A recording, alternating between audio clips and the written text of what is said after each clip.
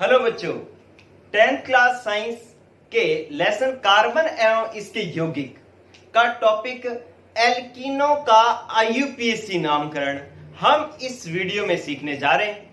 तो जो बच्चे इस टॉपिक को पूरा सीखना चाहते हैं वो ये कुछ मिनट इस वीडियो में अंत तक साथ में जुड़े रहे। आपको बहुत अच्छी चीजें सीखने को मिलेगी।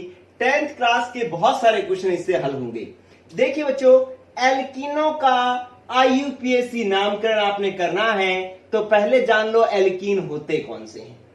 एल्कीन वो होते हैं जिनमें नंबर 1 पॉइंट तो ये होना चाहिए, यहां से लिख रहा हूं मैं नंबर 1 बिंदु, कि इनमें कार्बन और कार्बन के बीच में क्या आना चाहिए, कहीं ना कहीं द्विबंध आना चाहिए। जितनी मर्जी लंबी श्रृंखला हो उसमें कहीं एक जगह भी अगर डबल बॉन्ड आ जाता है तो हम उसको एल्कीन कहते हैं।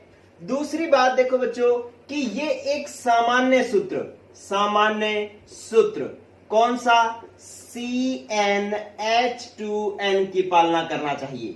n का मतलब है कार्बन की संख्या, यहां पे n का मान कम से कम 2 होना चाहिए। n का मान आप 1 नहीं रख सकते क्योंकि 1 रखा तो कार्बन और कार्बन के बीच में द्विबंध कहां से आएगा। कम से कम 2 कार्बन तो होने ही चाहिए। जैसे अगर n का मान आपने 2 रखा तो C2 हो जाएगा, और H2 n का मान 2 है तो 2 दूना 4 तो C2H4, ये एक एल्कीन है। इसी तरीके से अगर n का मान आप 3 रखो तो ये हो जाएगा C3, और H2 इंटू 3 कितना हो जाएगा C3H6। इस तरीके से इसके बहुत सारे यौगिक बनाए जा सकते हैं। चलो बच्चों, फिर तीसरी बात देखो कि ये कैसा होता है, क्योंकि कार्बन और कार्बन के बीच में द्विबंध आ रहा है तो ये यौगिक एल्कीन जो है वो असंतृप्त होती है। बच्चों कैसी होती है, असंतृप्त, क्योंकि अगर सिंगल बॉन्ड आए तो कैसी होती है, संतृप्त। चलिए अब चौथा बिंदु देखो कि इसकी जब एल्कीनो की अभिक्रिया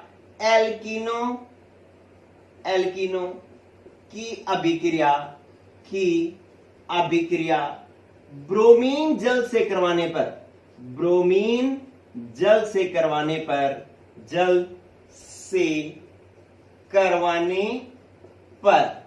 क्या होता है, तेलीय उत्पाद प्राप्त होता है। तेलीय मतलब ऑयली, तेलीय उत्पाद प्राप्त होता है। ठीक है, कब, जब ब्रोमीन की अभिक्रिया एल्कीन से करवाई जाती है। ये ऑयली उत्पाद प्राप्त हो रहा है ना, तेलीय उत्पाद, इसलिए इन्हें ओलिफिन्स कहा जाता है। ओलिफिन्स कहा जाता है। तेलीय को इंग्लिश में क्या कहते हैं, ऑयल। तो इसलिए ये ऑयली उत्पाद दे रहे हैं, इसलिए इनको कहा जाता है ओलिफिन्स। तो एल्कीनों के बारे में नामकरण करने से पहले अपने ये जान लें कि एल्कीन होती क्या है, जिसमें कार्बन कार्बन के बीच में द्विबंध हो, और इस सूत्र की पालना करें। कौन सा, CnH2n सूत्र की पालना करना चाहिए। और n का मान कम से कम कितना हो सकता है बच्चों, 2, 1 नहीं हो सकता। 1 होगा तो एक ही कार्बन के साथ द्विबंध कैसे बनेगा, क्योंकि एल्कीन की शर्त यह है कि कार्बन और कार्बन के बीच में क्या होना चाहिए, द्विबंध होना चाहिए। ठीक है, इसी तरीके से ये अगर द्विबंध आ रहा है तो कैसा हो गया, असंतृप्त। त्रिबंध आए तो भी असंतृप्त होता है, सिर्फ एकल बंध हो तभी ये संतृप्त होता है। ठीक है, और इस असंतृप्त हाइड्रोकार्बन की या एल्कीन की अभिक्रिया जब ब्रोमीन जल से करवाई जाती है तो तेलीय उत्पाद प्राप्त होता है। तेलीय को अपने इंग्लिश में ऑयली कहते हैं, इसलिए इनको ओलिफिन्स भी कहा जाता है। किनको, एल्कीनों को। एक थोड़ी सी आप मिस्टेक रह गई थी पिछली वीडियो में कि मैंने आपको एल्केनो के बारे में इस तरीके की बात नहीं बताई कि सीधा नामकरण शुरू कर दिया था। तो अगर आप इसी तरीके की बातें एल्केनो के बारे में भी जानना चाहते हैं तो एल्केनो के बारे में लिख देता हूं बच्चों। इसका पहला पॉइंट होगा कि इसके अंदर कार्बन और कार्बन के बीच में सिंगल बॉन्ड होते हैं।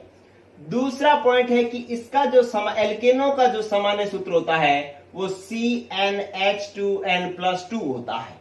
ठीक है, इसका मान, n का मान इसमें 1 से रखा जा सकता है। जैसे C का मान रखा, n का मान रखा 1 अपने लिखते नहीं। फिर H, 2 इंटू n का मान 1 है, 2 इंटू 1 1, 2 इंटू 1 2, प्लस 2 कितना हो गया, 4। तो CH4 से ये एल्केन शुरू होते हैं।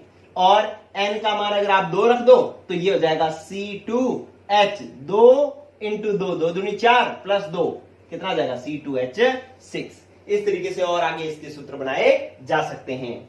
तीसरी बात देखो कि ये कैसा होता है बच्चों, ये संतृप्त होता है, क्योंकि सिंगल बॉन्ड आ रहे हैं ना, सारों के बीच में एकल बंध आ रहा है, तो इसलिए ये कैसा होता है, संतृप्त होता है। और संतृप्त होने की वजह से एल्केन जो है वो कम क्रियाशील होते हैं। क्या होते हैं बच्चों, कम क्रियाशील होते हैं, मतलब किसी से जल्दी से अभिक्रिया नहीं करते, तो कम क्रियाशील होते हैं, इसलिए इनको पैराफिन्स भी कहा जाता है। क्या कहा जाता है बच्चों, पैराफिन्स कहा जाता है। तो एल्केनो को पैराफिन कहा जाता है और एल्कीनो को ओलिफिन्स कहा जाता है। आपसे प्रश्न आएगा इनको ओलिफिन क्यों कहा जाता है, क्योंकि ब्रोमीन से अभिक्रिया करके तेलीय उत्पाद देते हैं। एल्केनो को पैराफिन क्यों कहा जाता है, क्योंकि एल्केन संतृप्त होते हैं, जिससे वो कम क्रियाशील होते हैं। कम क्रियाशील होने के कारण उनको पैराफिन्स कहा जाता है, क्योंकि पैरा का मतलब होता है कम और फिन का मतलब होता है क्रियाशील। ठीक है बच्चों, तो इसलिए इनको पैराफिन्स कहा जाता है। चलिए अब अपने बात करते हैं एल्कीनो के नामकरण की। ये आप स्क्रीनशॉट ले लेना बच्चों, आपको जो है ये थोड़ा थोड़ा मैटर जो है वो आपको काम आएगा। चलिए अब अपने बात शुरू करते हैं एल्कीनो के नामकरण की। देखो बच्चों, आप बहुत थोड़ी सी देर में बहुत ही बढ़िया टॉपिक सीख रहे हो। अभी आप गौर करो कि आपने मान लो एक सूत्र लिखा, उसका नाम आपने कैसे लिखना है मैं बताता हूं आपको। कि आपने ऐसे सूत्र लिखा CH3 CH3 CH2 CH double bond CH3। तो आप देखो इस पूरी श्रृंखला में एक जगह डबल बॉन्ड आ गया ना, मैंने आपको कहा था कहीं एक जगह भी डबल बॉन्ड आ जाए तो हम उसको एल्कीन कहते हैं। ठीक है, इनका नाम लिखने का जो तरीका है वो तो ये है कि आप ऐसे लिखते हो कि मूल नाम प्लस अनुलग्न फर्स्ट। अब मूल नाम तो कार्बन की संख्या के आधार पर आता है, अनुलग्न जो आता है वो अनुलग्न आता है बंध की प्रकृति के आधार पर। एल्कीनो में बंध द्विबंध आएगा, तो इसलिए इसका अनुलग्न तो फिक्स है कि क्या आएगा बच्चों, ई। ठीक है, और मूल नाम क्या आएगा, कार्बन की संख्या के आधार पर। लेकिन इस ईन की हमें स्थिति भी बतानी पड़ेगी कि ये कितने नंबर पर है। ठीक है, तो ये तो आपको नाम लिखने का तरीका बताया मैंने। अब इसका आप देखो रूल नंबर 1 कहता है कि सबसे पहले तो अपने लंबी व सीधी द्विबंध युक्त श्रृंखला का चयन करते हैं, श्रृंखला का चयन करते हैं। तो आपको पहला तो ये नियम ध्यान रखना है कि आप जो श्रृंखला का चयन करो ना, उसके अंदर द्विबंध उस श्रृंखला के अंदर होना चाहिए। ऐसा नहीं कि द्विबंध कहीं और ही रह जाए। तो आप अगर मान लो इस श्रृंखला का चयन करोगे तो द्विबंध देखो श्रृंखला के अंदर आ रहा है। ठीक है, अब मैं एक और एग्जांपल यहां पर लिख देता हूं, उसको भी अपने साथ साथ बनाते रहते हैं। जैसे मैं लिख दिया CH3 CH2 C double bond CH2 CH2 CH3। ठीक है, अब आप देखो कि अगर मैं ये सीधी लंबी श्रृंखला चयन करूं 1 2 3 4 5, तो 5 कार्बन आते हैं, लेकिन द्विबंध साइड में रह जाता है। इसलिए मेरे को कौन सी श्रृंखला का चयन करना पड़ेगा, इस वाली श्रृंखला का चयन करना पड़ेगा जिसमें द्विबंध मेन श्रृंखला के अंदर आ रहा है। ठीक है, फिर हमें 5 नहीं 4 कार्बन वाली श्रृंखला का चयन करना पड़ेगा, क्योंकि शर्त यह है श्रृंखला वही चयन करनी है जिसमें द्विबंध श्रृंखला के अंदर आए। अगर मैं ये सीधी चयन कर लेता तो ये द्विबंध साइड में रह जाता। समझ में आ रही बात बच्चों? तो आपको लंबी और सीधी श्रृंखला का तो चयन करना है, लेकिन शर्त यह है कि द्विबंध श्रृंखला के अंदर आना चाहिए। चलिए रूल नंबर 2 बता रहा हूं बच्चों। रूल नंबर 2, फिर आपको कार्बन की नंबरिंग किधर से करनी है बच्चों, नंबरिंग उधर से करनी है जिधर से द्विबंध को कम नंबर मिले। ठीक है, कि अगर मान लो यहां पर कहीं प्रतिस्थापी है तो आप प्रतिस्थापी का ध्यान नहीं देना। एल्केनो में तो अपने क्या करते थे, नंबरिंग उधर से करते थे जिधर से प्रतिस्थापी को कम नंबर मिले, लेकिन एल्कीनो में आपने प्रतिस्थापी का ध्यान नहीं रखना। आपने किसका ध्यान रखना है, द्विबंध का, कि नंबरिंग उधर से करनी है जिधर से द्विबंध को कम नंबर मिले। चलिए बच्चों, बाकी सब रूल वही है जो पहले थे। चलो अब अपने लंबी श्रृंखला का चयन कर लिया, नंबरिंग करते हैं। अब अपने नंबरिंग इधर से करते हैं तो 1 2 3 पर द्विबंध आता है, इधर से करें तो 1 2 पर द्विबंध आता है। तो नंबरिंग अपने यहां से करेंगे 1 2 3 4 और 5। 5 कार्बन है तो मूल नाम क्या हुआ? पेंट। क्या हुआ बच्चों? पेंट। प्लस अब द्विबंध आ रहा है तो अनुलग्न क्या बनेगा? ईन। लेकिन ये कितने नंबर पर बनेगा? 2 नंबर पर। तो आप कहोगे सर ये 3 नंबर पर भी तो द्विबंध है, लेकिन आपको स्थिति वो लिखनी है जहां से द्विबंध शुरू हो रहा हो। अब ये शुरू कहां से हो रहा है? 2 से शुरू हो रहा है, 3 पर खत्म हो रहा है, तो आपको स्थिति कौन सी लिखनी है? 2। तो आप इसका नाम पेंट 2 इन भी लिख सकते हो, या इसको आप जोड़ करके 2 पेंटीन भी लिख सकते हो। 2 पेंटीन, पेंट प्लस इन पेंटीन होगी, और कौन से नंबर पर? 2 नंबर पर, तो इसका नाम हो जाएगा 2 पेंटीन। ठीक है बच्चों, चलिए अब आप इसका नाम भी देख लो, ये एग्जांपल भी आपके सामने लिखा हुआ है। तो इसके अंदर क्या करना है? आपको नंबरिंग देनी है। नंबरिंग उधर से द्विबंध को कम नंबर मिले। यहां से करोगे तो 1 2 3 3 पर डबल बॉन्ड आ रहा है, यहां से करो तो 1 पर ही शुरू डबल बॉन्ड से हो रहा है, तो आप नंबरिंग यहां से करो 1 2 3 4। ठीक है, तो अब आपके पास क्या हो गया बच्चों कि पहले तो इसका नाम लिख लो। 4 को आप क्या कहते हो? ब्यूट। प्लस डबल बॉन्ड आ रहा है 1 नंबर पर, तो 1 इन। ठीक है, और ये साइड में क्या रह गया? ये साइड में रह गया प्रतिस्थापी। और प्रतिस्थापी CH2 CH3 प्रतिस्थापी को क्या कहते हो आप? एथिल। प्रतिस्थापी का पूर्व लगन लगता है ना बच्चों, तो इसलिए इसको अपने ने पहले लिखा है, पूर्व लगन लग गया। और ये पूर्व लगन जो एथिल है ये कितने नंबर पर जुड़ा हुआ है? 2 नंबर पर, तो इसलिए ये बनेगा 2 एथिल। ठीक है, प्रतिस्थापी का पूर्व लगन लगता है। चलिए अब आपके पास ये नाम बन गया 2 एथिल और ब्यूट प्लस इन ब्यूटीन, लेकिन कौन से नंबर पर डबल बॉन्ड है? 1 नंबर पर, तो इसलिए 2 एथिल 1 ब्यूटीन इसका नाम हो जाएगा। ठीक है बच्चों, तो ये जो है आपको मैंने 2 एग्जाम्पल करवाए, रूल आपको मैंने 2 लिखवा दिए हैं, बाकी रूल अपने उसी एल्केन की तरह ही करेंगे, काम में लेंगे, और ये 2 रूल इसके अंदर विशेष हैं। चलिए अब मैं आपको कुछ और एग्जांपल्स करवाता हूं, आप इसका स्क्रीनशॉट ले लेना बच्चों। चलो देखो क्या है।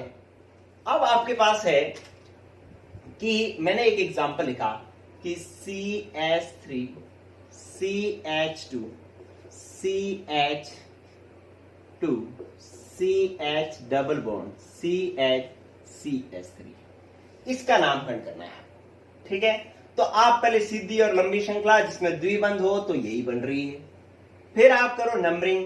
नंबरिंग उधर से जिधर से द्विबंध को कम नंबर मिले तो यहीं से करेंगे 1 2 3 4 5 6। ठीक है, अब आपके पास 6 कार्बन, तो मूल नाम क्या हो गया? हेक्स। और डबल बॉन्ड आ रहा है तो अनुलग्न क्या बनेगा? इन। लेकिन कौन से नंबर पर आ रहा है डबल बॉन्ड? 2 नंबर पर, तो 2 इन। दोनों को जोड़ोगे तो आपके पास बन जाएगा 2 plus hexene, 2 hexene. Hex plus इन हेक्सीन, लेकिन कितने नंबर पर? 2 नंबर पर, तो 2 हेक्सीन हो जाएगा। ठीक है, तो इस तरीके से इसका नाम लिखा जा सकता है। और देखो बच्चों कि मैंने अगर ऐसे लिख दिया, चलिए अगर मैंने ऐसे लिख दिया कि भाई CH3 और CH, फिर यहां पर लिख दिया CH3 CH double bond CH2। ठीक है, इसका नामकरण आपको करना है। तो आप सीधी और लंबी द्विबंध युक्त श्रृंखला का चयन करें पहले। ये लो जी, ये श्रृंखला का चयन हो गया। ये साइड में क्या बच गया? शाखा। शाखा को आप क्या कहते हो? प्रतिस्थापी कहते हो। ठीक है, तो इसका तो क्या लगेगा? पूर्व लगन। इसका मूल नाम बनेगा। नंबरिंग उधर से करो जिधर से द्विबंध को कम नंबर मिले, तो अपने नंबरिंग इधर से करेंगे। अब अपने को प्रतिस्थापी से कोई मतलब नहीं है, ठीक है, जब द्विबंध आ जाए तो। लेकिन अगर सिंगल बॉन्ड होता तो आप नंबरिंग उधर से करते जिधर से प्रतिस्थापी को कम नंबर मिलता। तो अभी तो द्विबंध है तो यहां से होगी नंबरिंग 1 2 3 4। 4 कार्बन है तो क्या हुआ बच्चों? ब्यूट। ठीक है, और प्लस में डबल बॉन्ड आ रहा है तो अनुलग्न क्या बनेगा? इन। कितने नंबर पर? 1 पर, तो ब्यूट 1 इन। और ये पूर्व लगन लगेगा प्रतिस्थापी का। CH3 का पूर्व लगन क्या होता है? मैथिल। और ये CH3 कितने नंबर पर जुड़ा हुआ है? 3 पर, तो 3 मैथिल ब्यूट 1 इन, या इसको आप लिखोगे 3 मेथिल, ब्यूट प्लस इन क्या हो गया, ब्यूटीन। और कितने नंबर पर, 1 नंबर पर, तो 3 मेथिल 1 ब्यूटीन हो जाएगा। ठीक है बच्चों, इस तरीके से आपको नामकरण करना है।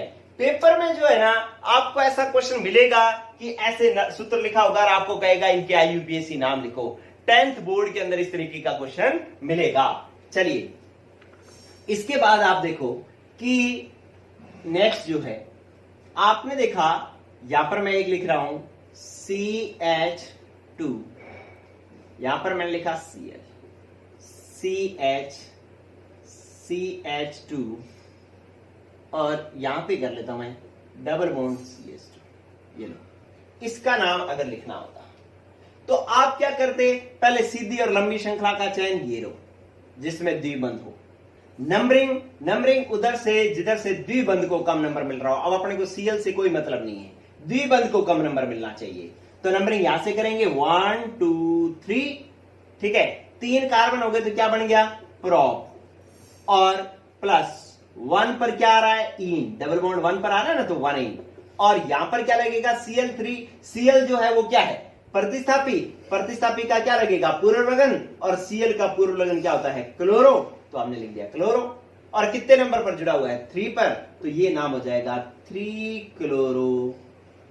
प्रोप प्लस इन क्या बन जाएगी, प्रोपीन। और कितने नंबर पर, 1 नंबर पर, तो 1 प्रोपीन, 3 क्लोरो 1 प्रोपीन इसका नाम बन जाएगा। ठीक है, तो आपको इस तरीके के नाम बनाने आने चाहिए बच्चों। एक लास्ट नाम जो है मैं आपको बना करके दे रहा हूं, इसके बाद एल्कीनों का नामकरण हो जाएगा कंप्लीट। गौर करो कि आपके पास अगर एक ही श्रृंखला के अंदर दो डबल बॉन्ड आ जाए, दो डबल बॉन्ड आ जाए, जैसे मैंने ऐसे लिख दिया कि भाई CH2 डबल बॉन्ड CH, फिर CH डबल बॉन्ड CH2, इसका नाम अगर आपको लिखना हो तो आपने क्या करना है, सीधी और लंबी श्रृंखला का चयन, नंबरिंग उधर से जिधर से डबल बॉन्ड को कम नंबर मिल रहा है, इधर से भी 1 पर डबल बॉन्ड आ रहा है, इधर से भी 1 पर आ रहा है, तो यहां से कर लेते हैं अपने 1 2 3 4।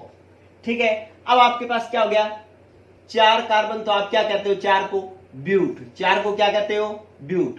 ठीक है, अब इन आ रहा है, लेकिन 2 बार इन आ रहा है, 2 बार इन आ रहा है, तो आप क्या लिखोगे, डाई इन। कहां कहां आ रहा है, 1 पर आ रहा है और 3 नंबर कार्बन पर आ रहा है, तो 1 3 डाइन। तो अपने पास इसका नाम हो जाएगा ब्यूटा 1 3 डाई इन। इसको ब्यूटा लिखेंगे और ये बन जाएगा ब्यूटा 1 3 डाई इन। ठीक है बच्चों, तो इस तरीके से अगर एक ही श्रृंखला में 2 द्वार डबल बॉन्ड आ जाए तो दोनों को उनकी स्थितियां बताते हुए डाई लगा करके इन लगाएंगे। ये आपका लास्ट रूल था। तो ये एल्कीनों का हुआ नामकरण कंप्लीट। कल अपने करेंगे बच्चों एल्काइनों का नामकरण। तब के लिए गुड बाय, पढ़ते रहो बच्चों।